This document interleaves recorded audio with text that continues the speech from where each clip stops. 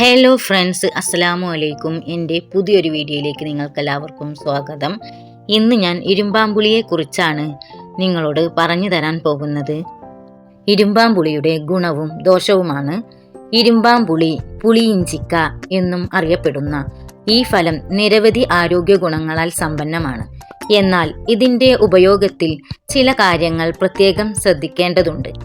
നിയന്ത്രിക്കാൻ ശേഷിയുള്ള മരുന്നുകളിൽ ഒന്നായി ഇതിനെ കണക്കാക്കിയിരിക്കുന്നു. ആന്റിബയോട്ടിക് ഗുണമുള്ള ഒന്നാണിത്. മുറിവുകൾക്ക് മീതെ പുരട്ടാൻ ഏറെ നല്ലത്. ഇതിൻ്റെ ഇല വെളുത്തുള്ളിയുമായി ചേർത്തരച്ച് മുറിവുകൾക്ക് മുകളിൽ പുരട്ടാം. അമിതവണ്ണത്തിനുള്ള നല്ലൊരു പരിഹാരം കൂടിയാണിത്. BP നിയന്ത്രിക്കാൻ പ്രത്യേക രീതിയിൽ ഇത് ഉപയോഗിക്കാം. 2-3 പുളികൾ 3 കപ്പ് വെള്ളത്തിലിട്ട് തിളപ്പിച്ച് ഇത് പകുതിയാകും വരെ വറ്റിക്കുക. ഇത് ഇളം ചൂടോടെ രാവിലെ കുടിക്കുന്നത് ഹൈപ്പർ ടെൻഷനുള്ള നല്ലൊരു മരുന്നാണ്. മസിലുകളുടെ വേദനയ്ക്കും ചുമക്കുമുള്ള മരുന്നുമായുമെല്ലാം ഇത് ഉപയോഗിക്കാം. ഇരുമ്പൻ പുളിയിൽ വിറ്റാമിൻ C ഉയർന്ന അളവിൽ അടങ്ങിയിട്ടുണ്ട്. ഇത് ശരീരത്തിന് പ്രതിരോധശേഷി നൽകുന്ന ഒന്നാണ്. രോഗങ്ങളെ ചെറുക്കാൻ സഹായിക്കുന്ന ഒന്ന്. ശരീരത്തിൽ ഉണ്ടാവുന്ന അലർജികളും പ്രതികരണം തടയാൻ ഇത് മികച്ചതാണ്.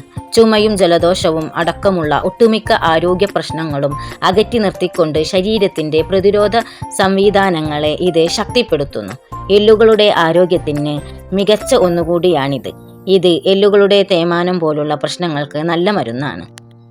ഇതിലെ കാൽസ്യമാണ് ഈ പ്രത്യേക ഗുണം നൽകുന്നത്.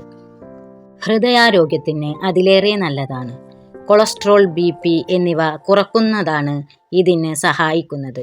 ഇത് വെറുതെ കഴിക്കുന്നതും കറികളിൽ ചേർത്ത് കഴിക്കുന്നതുമെല്ലാം സഹായിക്കുന്നു. ഇത് ഉണക്കി കഴിക്കാം. ഗുണമേന്മ ഏറെയാണ്. കൊളസ്ട്രോൾ, BP കുറക്കാൻ ഇതിലേറെ നല്ലതാണ്. ഇതിലെ ആൻറ്റി ഓക്സിഡൻറ്റുകളുടെയും പ്രോട്ടീനുകളുടെയും സാന്നിധ്യം രക്തസമ്മർദ്ദ പ്രശ്നങ്ങൾ എളുപ്പത്തിൽ കുറച്ചു കൊണ്ടുവരുന്നതിന് സഹായിക്കും. ഇരുമ്പൻ പുളി ചൂടുവെള്ളത്തിലിട്ട് തിളപ്പിച്ച കഷായം പതിവായി കഴിക്കുന്നത് രക്തക്കൊഴലുകളിൽ ഉയർന്ന സമ്മർദ്ദം കുറച്ചുകൊണ്ട് ധമനികൾ, ഞരമ്പുകൾ, ഹൃദയ അറകൾ തുടങ്ങിയവയെ ആരോഗ്യകരമായി നിലനിർത്താൻ സഹായിക്കുന്നു. പ്രതിരോധ ശേഷി വർദ്ധിപ്പിക്കുന്നു. വിറ്റാമിൻ C ധാരാളമായി അടങ്ങിയിട്ടുള്ളതിനാൽ രോഗപ്രതിരോധ ശേഷി വർദ്ധിപ്പിക്കാനും അണുബാധകൾ തടയാനും ഇത് സഹായിക്കുന്നു. പ്രമേഹ നിയന്ത്രണം. രക്തത്തിലെ പഞ്ചസാരയുടെ അളവ് കുറക്കാൻ ഇരുമ്പൻ പുളിക്ക് കഴിവുണ്ടെന്ന് പറയപ്പെടുന്നു. ഇതിനായി ഇരുമ്പൻ പുളി വെള്ളം കുടിക്കുന്ന രീതി നിലവിലുണ്ട്. ദഹനത്തിന് സഹായിക്കുന്നു. ഇതിലെ നാരുകൾ ദഹനം സുഗമമാക്കാനും മലബന്ധം കുറക്കാനും സഹായിക്കുന്നു. ചുമയും ജലദോഷവും ചുമ, കഫക്കെട്ട് എന്നിവ കുറക്കാൻ ഇരുമ്പൻ പുളി ചേർത്ത് തിളപ്പിച്ച വെള്ളം കുടിക്കുന്നത് ഗുണകരമാണ്. കൊളസ്ട്രോൾ കുറക്കാൻ. ശരീരത്തിലെ ചീത്ത കൊളസ്ട്രോൾ കുറക്കാൻ ഇതിലടങ്ങിയിരിക്കുന്ന ഘടകങ്ങൾ സഹായിക്കുന്നു. അലർജി. ചർമ്മത്തിലുണ്ടാകുന്ന ചൊറിച്ചിൽ, അലർജിയും മാറാൻ ഇരുമ്പൻ പുളിയെ അരച്ച് പുരട്ടാറുണ്ട്. ഇരുമ്പൻ പുളിയിലെ ദോഷഫലങ്ങൾ പറഞ്ഞുതരാം.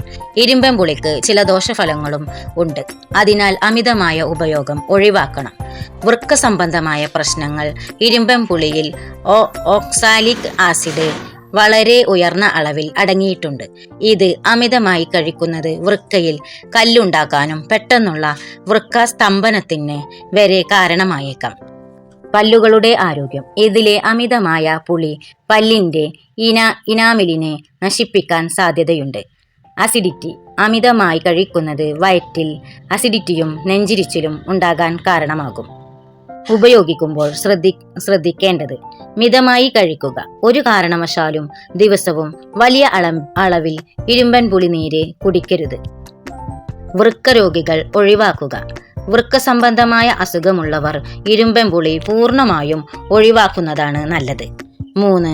ഭക്ഷണത്തിനോടൊപ്പം കറികളിലോ അച്ചാറിലോ ചേർത്ത് മിതമായ അളവിൽ ഉപയോഗിക്കുന്നതാണ് ഏറ്റവും സുരക്ഷിതം. ഇരുമ്പൻ പുളി വസ്ത്രങ്ങളിലെ കറകൾ നീക്കാൻ ഉപയോഗിച്ചു വരാറുണ്ട്.